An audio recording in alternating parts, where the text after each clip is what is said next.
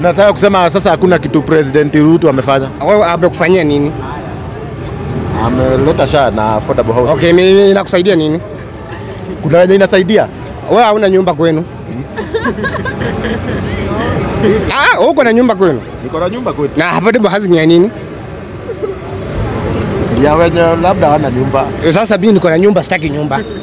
Wewe uko na nyumba, utaki nyumba. Tuseme labda hao vijana wenye Songa hivi. Tuseme labda hao vijana wenye labda wazazi wao walikufa akashinda na life. Ningejengea hizo nyumba, hata si lazima ujenge gorofa, jenga nyumba za mabati. Vijana wako wanalala hapo. Tungekushukuru. Tuseme Ruto amefanya kazi. Lakini huwezi chukua pesa mingi, wewe bora ukuje ulishe wabunge wa impeach Gachagua. Uchukue pesa upewe sijui nani, impeach mtu fulani. Wewe kazi yako iendelee poa. Uendelee kusifika. Mbona Trump na Ruto waendani? Vitu vingine hatufai kuongelea bana. Vitu vingine tutumia macho kuona. Hautafinyiliwa na unaona. Na sasa venye kumekuwa na handshake ya Ruto na Raila, uone sasa mambo itakuwa sawa sawa. Mambo itakuwa sawa wapi?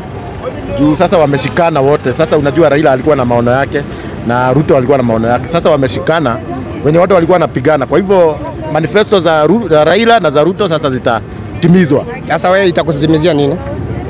Ni wewe nauliza kama itaweza kutimika sasa, sababu itatimika. Wewe una support hivyo. Raila amekuwa na uhuru, si ndio?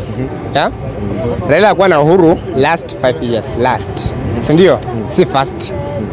Sasa Raila angekuwa na Ruto last 5 years, kuna kitu ingefanyika. Lakini first 5 years hiyo ni mfuko inatembea buda. Hakuna kitu kingine itafanyika hapo.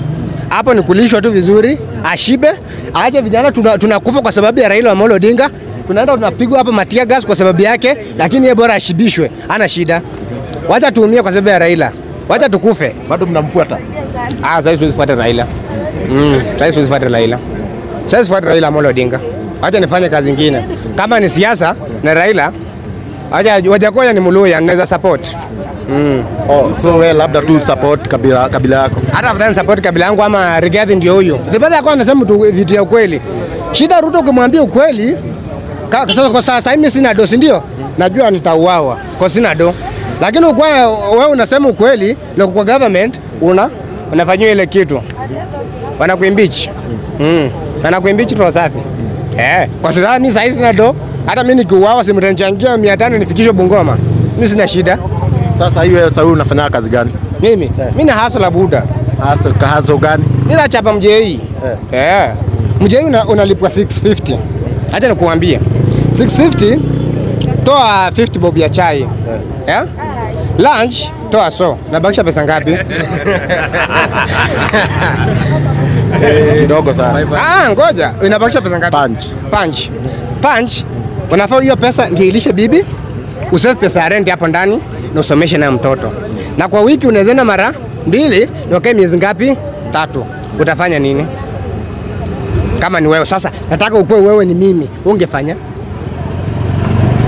Lakini wewe uko sio unafanya mjei. Watu Roysambu, wewe unaishi Roysambu unafanya mjengo. Na tunajua Roysambu ni ya mabazu.